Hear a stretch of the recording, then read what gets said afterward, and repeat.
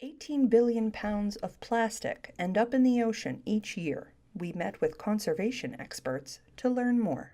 Well, hello, I'm Richard Delaney. I'm the president of the Center for Coastal Studies, and the center is an independent, nonprofit research, education, and public policy organization.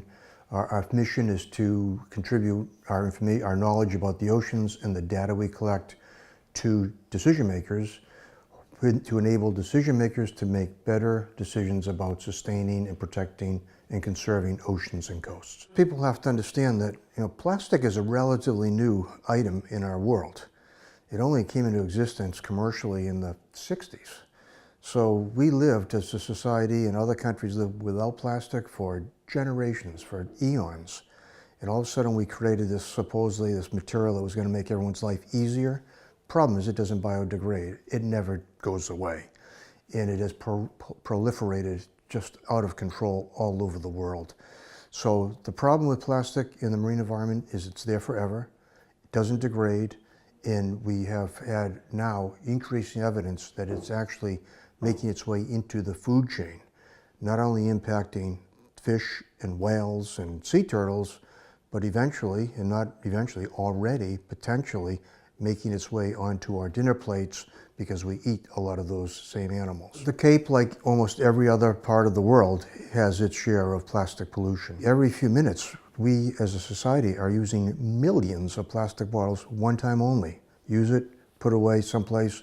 Most of that doesn't get recycled. It ends up in landfills. Unfortunately, a significant percentage of bottles and straws and all of our plastic debris eventually make its way into the ocean. And that's the problem that we're trying to deal with here at the Center for Coastal Studies. Jill Talladay, founder of CARE, Creating a Responsible Environment, has started working with small business owner Catherine Bieri to reduce plastic consumption in her cafe. This year we decided that we wanted to do something to really raise awareness more so. So we are working with the local restaurant businesses to educate them and ask them to stop serving plastic straws.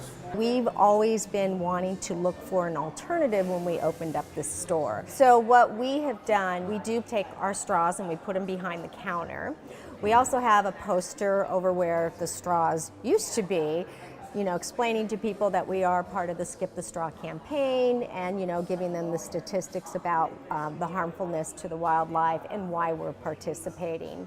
And for the most part, it's been a very positive impact to our customers. We've had a number of people who have said, oh, where are the straws? Can I get one? And I tell them, oh, we hide them behind the counter.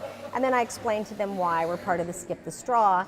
And quite a number of them will say, you know what, forget it, thank you, I don't need the straw. We actually rolled out the Skip the Straw program on Earth Day, so it hasn't been around that long.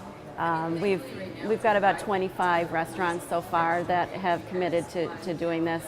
And what we're asking them to do is a couple of different things, one of which is to offer straws on request only, not to make them available and not to put them into every single glass. Also to replace the plastic straws with a paper straw, which does break down and isn't a threat to the sea life if they end up in the water. And then also replacing things, we're selling these metal straws that have their own little cleaner. It's something that can be used over and over again, can be placed into the dishwasher. So if someone that really wants, there's some people that really want them or need them, so they can use something that's used over and over again. The billions of straws that are used every year by a lot of them, coastal restaurants, which is a beautiful setting. You get your drinks, people take the straw out, put it on the table, the wind blows it off, it goes into the beach, next thing you know it's in the ocean. It may not seem like much when one or two people do it, but when thousands or hundreds of thousands of people do it every day, the cumulative impact of that is significant. The standard advice that you have probably heard is still very valid for everybody, individuals, businesses, government agencies, and that's to reduce the amount of plastic we use to begin with. We just don't need to have an individual plastic bottle for every drink of water that people take during the course of the day. It's just ridiculous. We should reuse our materials as much as possible. So if you have even if you do use a plastic bottle, you can refill it several times, or better still, get a more permanent steel metal container or some other kind that you can reuse. And then recycle. If you do use plastic, when you're finished with it, manage it properly, carefully, and make sure it gets to the proper recycling system set up in your towns. So we really think that people are not doing the wrong thing because they don't want to do the right thing, they just don't know.